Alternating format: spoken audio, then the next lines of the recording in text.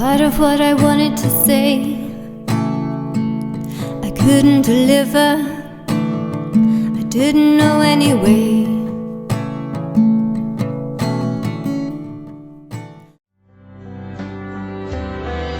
Such a bittersweet taste, such a perfect waste, oh, hiding in the back of my conscious state.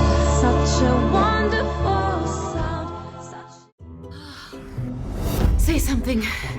Oh, baby. Say my name. Say my name. Anne? It's Mary. Stay right where you are. We're here for your stuff. Yeah, we like shiny stuff. Jewelry, laptops, phones. And even I know her name is Mary. Hi, I'm Corinna from The Fan Carpet, and we are here in Leicester Square for the premiere of Say My Name in association with Amnesty International. This is a very entertaining film with a very kick-ass female lead character who finds herself in Wales in a one-night stand and a burglary. What could possibly go wrong? You came up with this storyline 10 years ago. How did you come up with it? It's very funny from what I've seen in the trailer.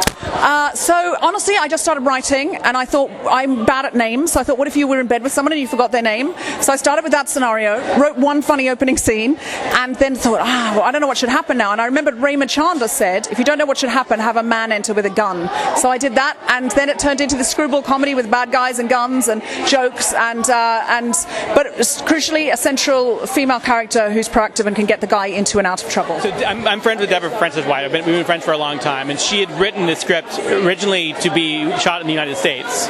Some company wanted the script from her, so she ran it by me to make sure it sounded American and make sure that wasn't anything she was missing. And my first response, I just finished my first feature, was like, Deborah, I have to direct this movie. It's incredible. Don't give this to anybody else. I read it. I said, no one would ever cast me to play this role. She's crazy. She's sexually liberated. She's free. She's irreverent. She's strong. She's kick-ass, but not in a muscular way. She's brilliant. But it made a lot of sense, ultimately, to have this American, sort of glamorous American on this sleepy Welsh island that gave a dynamic to the film we would not have had if we had shot in the States. She's not the type that's just going to punch her way out of trouble. She's someone who's going to be a bit more intelligent about it. How did you come up with that? Well, it's just what I know of life. Like, I've had to get myself out of rooms. Women are always comparing stories about he was a really dodgy guy, so I just sort of was very friendly, and then I secretly texted somebody, and then I checked my exits, and all of the stuff that we do to keep ourselves safe the whole time.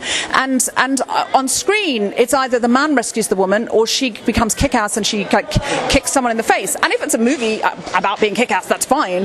But if it's every single film, then I'm questioning, because I think that's not really the strategy women most employ. We're very, very ingenious. We bond, we undermine, we're very smart about the way we get out of situations. So how did you come to be involved in this film? What was it about the storyline you loved? Well, I got involved in it because I happened to be working with Deborah Frances-White's husband on a Doctor Who audio, and he said, would you just have a look at the script and see if you'd be interested in playing a part? And I looked at it, I read it, not expecting that much really, but I didn't know much about Deborah at all, I admit, and I thought it was brilliantly funny. And rather than, as you normally do, try and find an excuse not to do it, I managed to move things around so I could do it. I've been an actress for many, many years, and I was getting really great roles, and then all of a sudden I hit my 40s and the phone stops ringing, and the only parts that are being offered to me or that I could even audition for are the mother at home asking if my daughter's okay, but the daughter's the lead role, but I'm just kind of the one asking if it's okay, or I'm the best friend, the best friend home with the kids who hates her life. That's about it. And finally, my friend and I, Jay Stern, the director, we decided that I needed to take matters into my own hands and create my own projects. Every movie's a miracle. It's very, very difficult to do it. And then this American producer, Lisa Brenner, picked it up. She said, I'm looking for something where the woman is proactive and the woman is dynamic and surprising and funny and vulnerable but an extraordinary, different sort of person that we've not seen on the screen before. She said she loved it. She said, let's start shooting in 12 weeks. And listener, she she did. And it opens in a sex scene. That's always a good start. I was going to get a lot of attention. Obviously, a lot of people have been talking about the fact that, you know, there's a bit of a feminist sort of line within the movie, but how do you think this film appeals to men? Well, I don't really get I'm going to get myself into terrible trouble. I just think it's a very funny script. I wouldn't like to put it in the label of a feminist film, because I think it's a better film than just a niche market. It's a very funny comedy. The director said to me, he's like, we keep talking about it as a feminist comedy, but men love this movie, and I'm a man and I directed it. I'm like, yeah, you're right. It has got two dodgy male gangsters, a very dodgy lawyer, a dodgy leading man, I suppose, in that he's fairly inept and hopeless. So from that point of view, I think it shows women to be strong characters, if that's what we're saying. But I don't know about the feminist tag. I'm reluctant to put that on. But I think that's good to hear. I think, you know, tags and things like that, it belittles things, and really it's a narrower an audience as far as I'm concerned. I guess it's a feminist film, but it shouldn't be a feminist film in that, like, there shouldn't be a reason why a female lead can't drive a movie. You know what I mean? Like it's, and I think it's sort of illustrating that sense that you can go out there, make your own films, tell your own stories. I think if you love Deborah's humor, you will love this movie, because Deborah is brilliant and smart and intelligent, and so is my character, Mary. It's always fun to play slightly mean characters, right? Well, he's not. He's just inept, really, and hopeless and seedy, and doesn't really give a monkeys about anything. So it's very nice to play those parts. Like, maybe I've played a few of them, actually, thinking about it. But this is quite nice. I've never played a seedy lawyer before. This is something I imagine is going to really appeal to your millions of listeners of your podcast, The Guilty Feminist. Yes, I'm very excited. It has already appealed to them. We've done screenings all around the country, and they've come out in droves, and they've said that they've absolutely loved it. So I'm very, very lucky. I feel like to have this amazing audience of women who share my values, and men who share my values, and who come out to support my work, and I'm very, very grateful. Do you think this is an important film to make right now, with the current sort of conditions, I guess, of women standing up everywhere saying, we actually want to watch films and movies where we're not just being like the little girl kind of rescued from the knight in shining armour? More than anything, for me, in terms of being Deborah's pal, it's about, if we want to change things for ourselves, we have to put our money where our mouth is. There's no point just doing this about it. And so that's about going to the cinema when women release movies. That's about buying their albums if they're musicians, paying for them to be able to make more stuff. And that's really important. If you see a female fashion designer or someone you like start a business or indeed produce and write a movie, go put your hand in your pocket and support it, because it is supporting yourself in a way as well. And what do you think your favourite scene was out of the whole film? That I was in? Yeah, what was for you the most fun?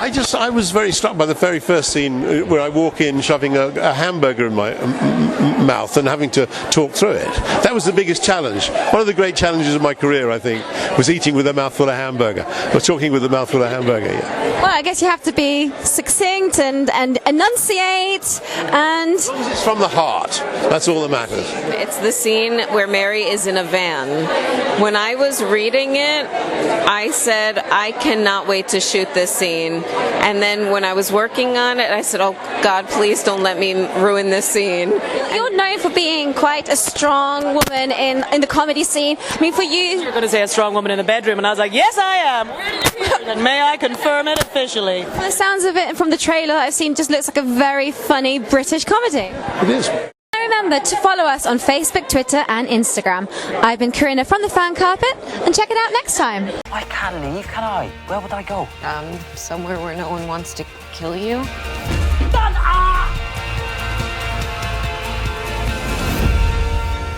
Mary was my name when I was a nun. You wanted him to call you by your nun name while you did it?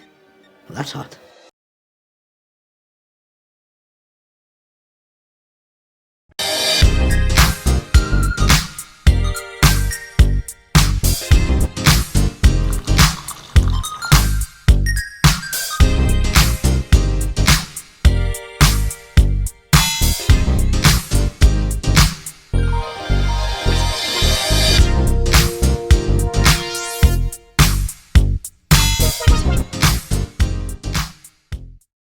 I'm here on the largest of the Balearic Islands, Mallorca, with the turquoise waters of the Mediterranean Sea, beautiful mountainous landscape, the thriving city of Palma, quaint little market towns, a growing number of luxury hotels, It's no surprise that the likes of Audrey Hepburn and Elizabeth Taylor like to holiday here. So come and join me as I take you round Mallorca.